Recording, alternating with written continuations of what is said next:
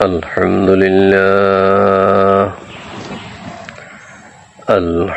لله وكفى وسلام على عباده الذين اصطفى الذي أرسله بالحق بشيرا ونذيرا وداعيا إلى الله بإذنه سراجا وقمرا منيرا.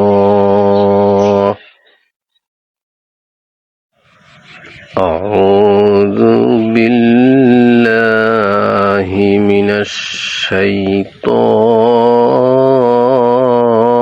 الرجيم. بسم الله الرحمن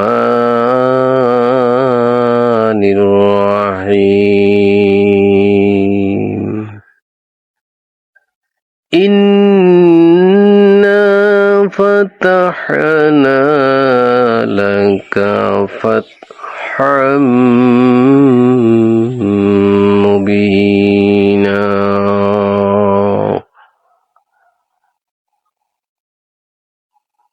সম্মানিত দর্শক শ্রোতা, হাওলাদার ফাউন্ডেশন কর্তৃক প্রকাশিত ধারাবাহিক তাফসিরুল কোরআন আলোচনার সূরা নাসরের আজকের পর্বে আপনাদেরকে স্বাগতম। সূরা নাসরের প্রথম পর্বে আমি কিছু আলোচনা করেছি। আজকের দ্বিতীয় পর্বে কোরআন ও হাদিসের আলোকে কিছু আলোচনা করব ইনশাআল্লাহ। সূরা নাসরের তাফসিরের সাথে একটি বিষয় খুবই সম্পৃক্ত, যা ইসলামের ইতিহাসে হুদায়বিয়ার সন্ধি নামে পরিচিত। আজকে এই বিষয়ে কিছু আলোচনা করব ইনশাআল্লাহ। হিজরি ৬ষ্ঠ সালে নবী আলাইহিস সালাতু ওয়াস সালাম স্বপ্নে দেখলেন তিনি মসজিদে হারামে প্রবেশ করেছেন। তাই তিনি ১৪০০ সাহাবী নিয়ে উমরা পালনের উদ্দেশ্যে মক্কা মুকাররমার দিকে রওনা হলেন।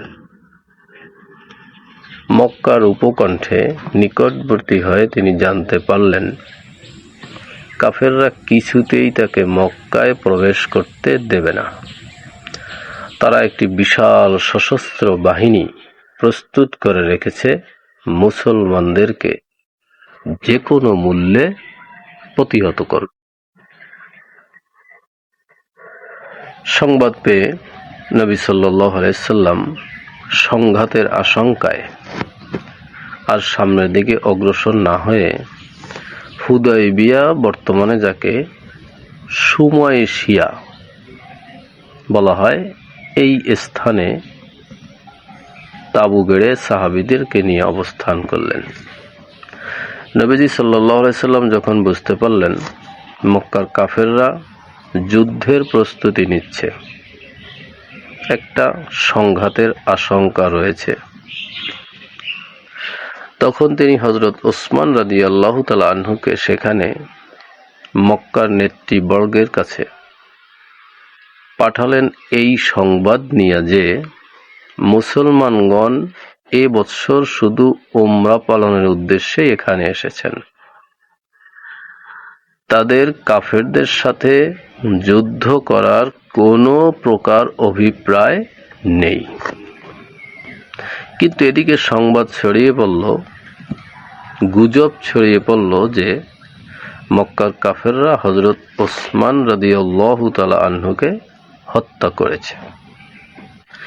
এ খবর ছড়িয়ে পড়ার সাথে সাথে মুসলমানগণ ক্ষোভে ফেটে পড়লেন এবং শপথ নিলেন ওসমান হত্যার প্রতিশোধ নেয়ার জন্য। ওসমান হত্যার প্রতিটি রক্তবিন্দুর প্রতিশোধ নেয়ার জন্য তারাও প্রতিজ্ঞাবদ্ধ হলেন।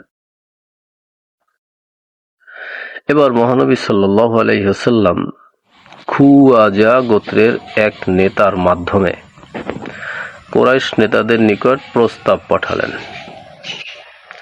যেহেতু মুসলমানদের এই মুহূর্তে যুদ্ধ করার কোনো ইচ্ছা নেই,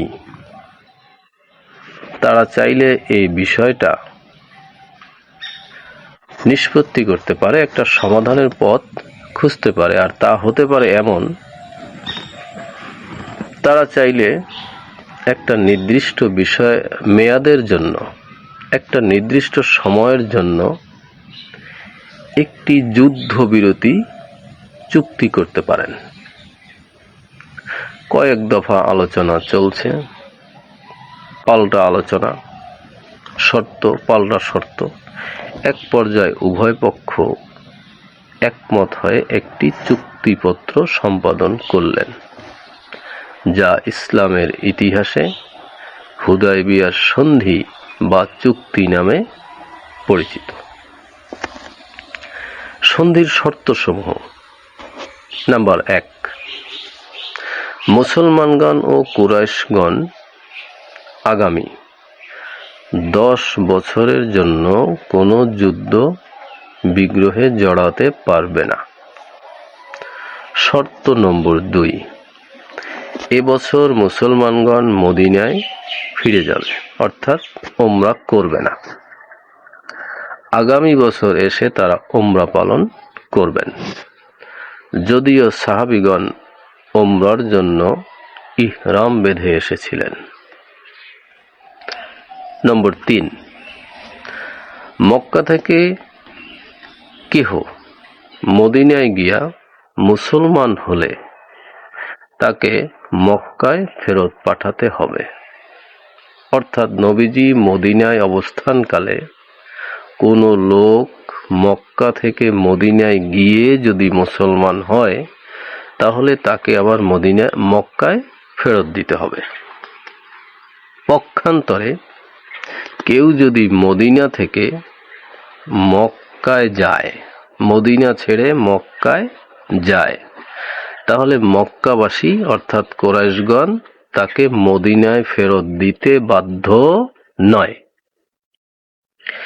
এমন শর্ত মুসলমানদের মানা খুবই পীড়াদায়ক, কষ্টদায়ক হলেও আল্লাহর হুকুমে মহানবী সাল্লাল্লাহু আলাইহি ওয়াসাল্লাম এই শর্ত মানতে বাধ্য হলেন।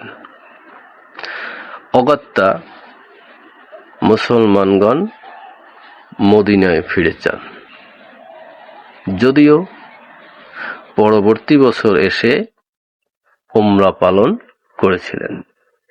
ইতিমধ্যে একটি ঘটনা হয়ে গেল। হযরত আবু বাসির রাদিয়াল্লাহু তাআলা আনহু নামে এক সাহাবী সন্ধি চুক্তি সম্পন্ন হওয়ার কিছুদিন পর তিনি মদিনায় এসে মহানবীর কাছে বায়াত হলেন, ইসলাম ধর্ম গ্রহণ করলেন। শর্ত অনুযায়ী নবী সাল্লাল্লাহু আলাইহি সাল্লাম তাকে মক্কায় ফিরে যাওয়ার নির্দেশ দিলেন, কিন্তু তিনি মনে মনে মক্কায় ফিরে যেতে মোটেই রাজি ছিলেন না। কারণ তিনি আল্লাহর হাবিবের সংস্পর্শে এসে আল্লাহর হাবিবের পাশে সাথে থাকার ইচ্ছা করেই মক্কা ছেড়ে মদিনায় এসেছেন। তিনি আবার ফেরত যাওয়া তার জন্য খুবই কষ্টের ছিল, মনের বিরুদ্ধে ছিল। নবীজি হুকুম দিলেন যে তুমি মক্কায় চলে যাও।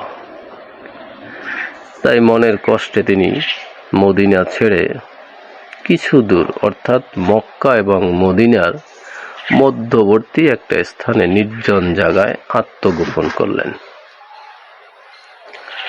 সেখান থেকে তিনি মক্কার বাণিজ্য কাফেলার উপর গুপ্ত হামলা চালাতে শুরু করলেন। অর্থাৎ মক্কা থেকে মদিনায় বা মক্কার যে ব্যবসা বাণিজ্য করে সেই ব্যবসা কাফেলা, বাণিজ্য কাফেলা যারা আসে তাদের উপরে তিনি সাধ্যমতো শক্তি সামর্থ্য অনুযায়ী খুব কৌশলে হিকমতের সাথে হামলা করতে শুরু করলেন। তার উপর্যুপরি হামলায় অতিষ্ঠ হয়ে মক্কার কুরাইশদের একটি নেতৃবর্গের দল নবী সাল্লাল্লাহু আলাইহি সাল্লামের নিকট এসে এই যে বন্দি বিনিময় চুক্তি, এই চুক্তিটি প্রত্যাহার করে নিল। মক্কা থেকে কেউ মদিনায় আসলে তাকে ফেরত পাঠাতে হবে বলে যে চুক্তি ছিল তা তারা আর মানবে না জানিয়ে দিলেন। যারা মদিনায় আসবে তারা এখানেই থেকে যাবে। এখন আবার নতুন শর্ত আরোপ করলো। নবীজিকে বলা হলো, আপনি আবু বাসির ও তার সঙ্গীদের ওখান থেকে ফিরিয়ে আনুন। আল্লাহর হাবিব দো জাহানের বাদশাহ নবী কাফেরদের শর্ত মোতাবেক আবু বাসিরকে আবার মদিনায় ডেকে আনলেন এবং পরামর্শ দিলেন, ঠিক আছে, তুমি এখন থেকে মদিনায় অবস্থান করতে থাকো। 2 বছর যেতে না যেতেই কুরাইশগণ তাদের সব ধরনের চুক্তি ভঙ্গ করল। মহানবী সাল্লাল্লাহু আলাইহি সাল্লামও বলে দিলেন, তোমাদের সাথে আমাদের যে চুক্তি ছিল তোমরা সকল চুক্তি ভঙ্গ করেছ, সুতরাং তোমাদের সাথে যে চুক্তিগুলো ছিল, শর্তগুলো ছিল, তা এমনিতেই এখন অকার্যকর হয়ে গেল। এরপরই 8ম হিজরিতে মহানবী সাল্লাল্লাহু আলাইহি ওয়াসাল্লাম সাহাবীদেরকে নিয়ে মক্কার দিকে মক্কা বিজয়ের উদ্দেশ্যে রওনা হলেন। কুরাইশরা অবস্থার বেগতিক দেখে আত্মসমর্পণ করলে বিনা রক্তপাতে মক্কা বিজয় হলো। মহান আল্লাহ সুবহানাহু তাআলা বিনা রক্তপাতেই নিরঙ্কুশ মক্কা বিজয় মুসলমানদেরকে উপহার দিলেন।